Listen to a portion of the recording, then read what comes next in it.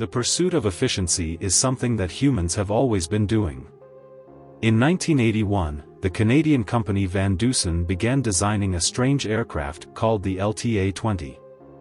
This was an unprecedented spherical aircraft, and its operating principle was also different from conventional aircraft. Its purpose was to meet the needs of human travel and transportation at a lower operating cost.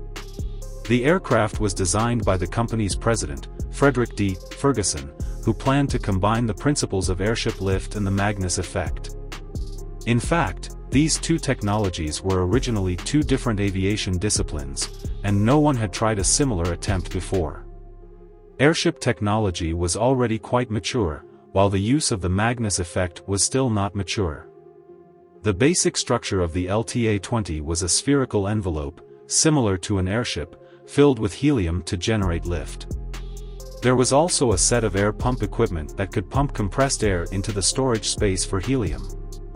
Air was pumped into another small envelope inside the envelope, and as the small envelope inflated, the helium between the two layers of the envelope was compressed to increase its density, thus reducing lift. This design eliminated the need for ballast, but the change in lift was not enough to meet the aircraft's flight requirements. The aircraft had a U-shaped cross-section fuselage, with a huge spherical envelope supported by the fuselage. The entire envelope would rotate under the drive of the engine to produce the Magnus effect.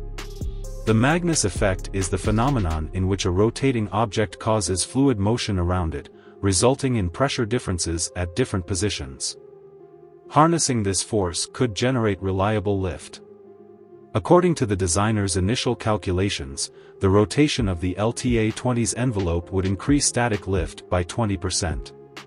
Subsequent wind tunnel tests showed that the actual effect was much better than the initial calculations. The practical full-size aircraft planned by the designer was huge, with just the diameter of the spherical envelope reaching 50 meters and a volume of 61,500 cubic meters, expected to generate 64,000 kilograms of lift. Although this was much lower than historical large airships, the LTA-20 could also generate an additional 13,500 kilograms of lift using the Magnus effect from the rotation of the sphere. The effective payload capacity was quite substantial, even without considering the aircraft's own weight. The material requirements for the envelope were also very high. It needed to be lightweight, yet strong and durable.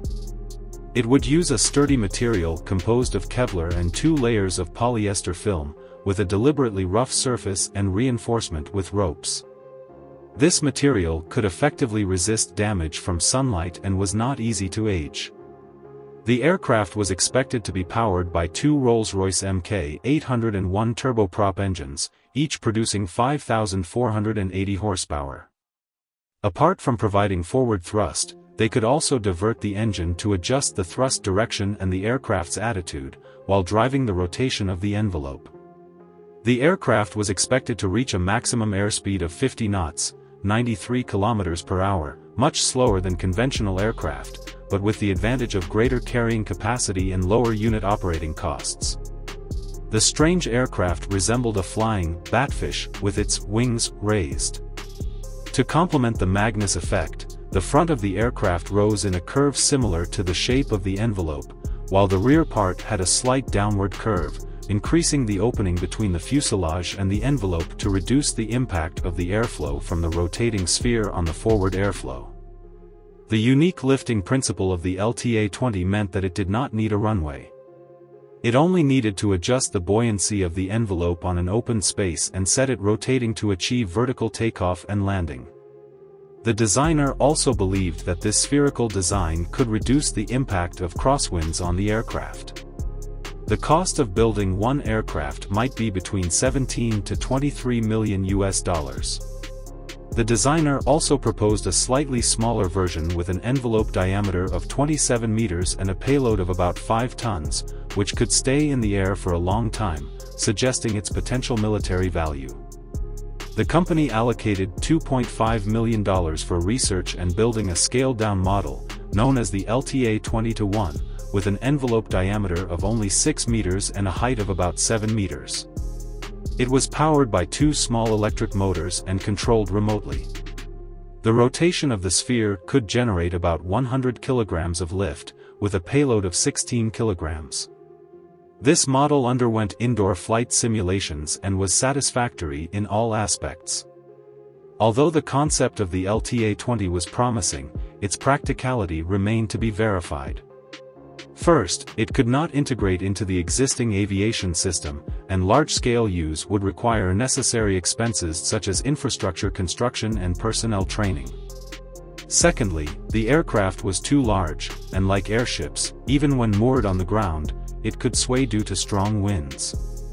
Similar airship accidents had occurred in history, with some airships even overturning completely.